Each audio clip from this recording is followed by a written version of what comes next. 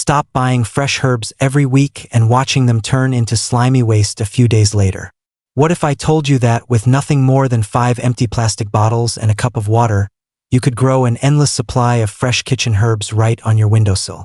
No soil, no garden, no expensive equipment, and absolutely no gardening experience required. In the next few minutes, you're going to discover 5 incredibly popular herbs that can regrow in plain water. But here's the surprising part: each herb reacts completely differently to the exact same setup. The same bottle, the same water, the same window, yet completely different results. Even more shocking, there's one herb that almost everyone tries first, and according to scientific research, it has virtually no chance of rooting in water no matter what you do. By the end of this video, you'll understand exactly why some herbs thrive, why others struggle, and how to stop wasting money on herbs you'll never finish using. Most people assume their grocery store herbs die because they don't have a green thumb. The truth is much simpler and far more interesting. The real reason lies in plant biology. Every herb has its own survival strategy, and once you understand that, everything suddenly makes sense. Before we dive into the 5-herb system, let's talk about why this matters so much. According to USDA data, the average family throws away a surprising amount of food every year, and fresh produce accounts for nearly half of that waste. Herbs are some of the biggest offenders. Think about it. You buy a bunch of basil for $3 or $4, use a few leaves for pasta, and the rest sits forgotten in the refrigerator. Within days, it's brown, wilted, and headed straight for the trash. Repeat that cycle week after week, and those small purchases quietly add up to hundreds of dollars over time. The frustrating part is that grocery store herb bundles were never designed for home cooks. They're packaged in quantities that make sense for restaurants, not for someone preparing dinner for 2 people. In other words, the system is practically designed to make you overbuy and underuse. But here's where things get interesting. A simple plastic bottle can completely change that equation. Not because it's a gardening hack, but because it works with the natural biology of the plant itself. Think of herbs as belonging to different categories. Some herbs are eager to produce new roots the moment they're placed in water. Others are slower and more stubborn, and a few simply aren't built for the process at all. Basil, mint, and oregano belong to a family of plants that naturally produce large amounts of rooting hormones. Give them water and sunlight, and they'll often reward you with roots in as little as 1 or 2 weeks. Green onions operate differently. They don't root from stem cuttings at all. Instead, they regenerate from the white bulb base, making them one of the easiest plants on earth to regrow. Then there's rosemary, which plays by an entirely different set of rules. Unlike soft-stemmed herbs, rosemary develops woody stems that naturally resist rooting. This is why so many gardeners fail with it and assume they're doing something wrong. The reality is that rosemary simply requires a little extra help. Understanding this difference is the single most important lesson in this entire video. The environment stays the same, but the genetics change everything. My grandmother understood this long before gardening channels existed. She kept jars of herbs lined up across her kitchen window. Green onions in one jar, basil in another, mint in a third. She didn't constantly buy new herbs.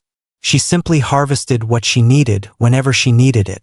Decades later, that simple system still makes more sense than spending money every week on herbs destined for the trash. Imagine preparing dinner and needing a handful of fresh basil.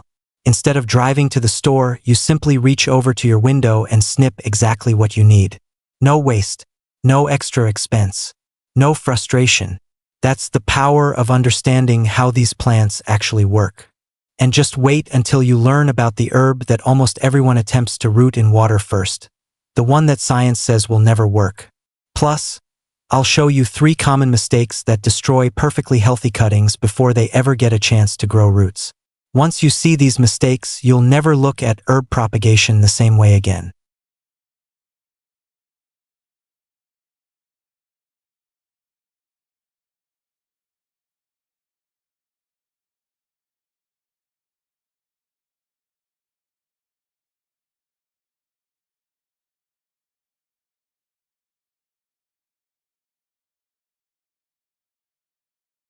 Now let's get into the 5 herbs themselves, starting with the easiest and ending with the one that challenges even experienced gardeners. First up is green onion, and honestly, this is almost impossible to mess up. Simply cut off the white root base, place it in water, and within days you'll see fresh green shoots growing again. It's one of the easiest plants in the world to regrow and the perfect starting point for beginners.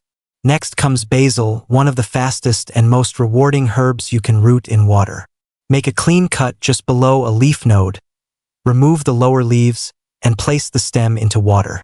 Within a week or two, you'll usually see healthy white roots beginning to form. For even bigger harvests, don't pick individual leaves. Instead, pinch the growing tip from the top. This encourages the plant to branch out and produce far more basil over time. Mint follows a very similar process, but once it gets going, it grows aggressively. In fact, mint is famous for spreading everywhere it can. Luckily, that's exactly what we want here. More growth means more fresh mint for tea, desserts, and summer drinks. Oregano is another easy winner. Because it's closely related to basil and mint, it roots quickly and responds well to the exact same method. If you can grow basil, you can almost certainly grow oregano too. Then we arrive at rosemary, the herb that frustrates more gardeners than any other on this list. Unlike the soft stems of basil and mint, rosemary develops woody stems that naturally resist rooting. That's why many people fail even when doing everything else correctly. The secret is using a rooting hormone called IBA. A quick dip before placing the cutting in water can dramatically improve your chances of success. And because rosemary can be stubborn, always start 2 or 3 cuttings instead of relying on just one. Now let's talk about the herb that tricks almost everyone, cilantro. Most people assume cilantro should root just like basil, but science says otherwise. Cilantro grows from a taproot system and simply isn't designed to produce new roots from stem cuttings. In other words, if you've failed with cilantro before, it wasn't your fault. The plant was never built to grow that way in the first place.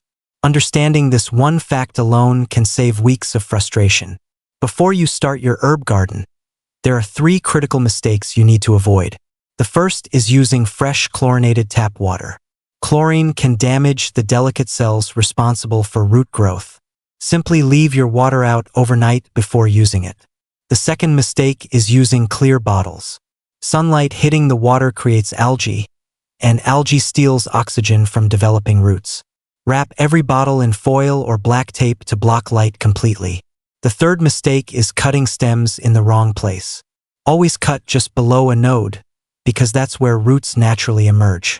Also remove any leaves that would sit underwater, since rotting leaves can quickly ruin the entire cutting. Setting up the system is surprisingly simple. Take 5 recycled bottles, wrap them to block light, fill them with overnight water, and place them in bright, indirect sunlight.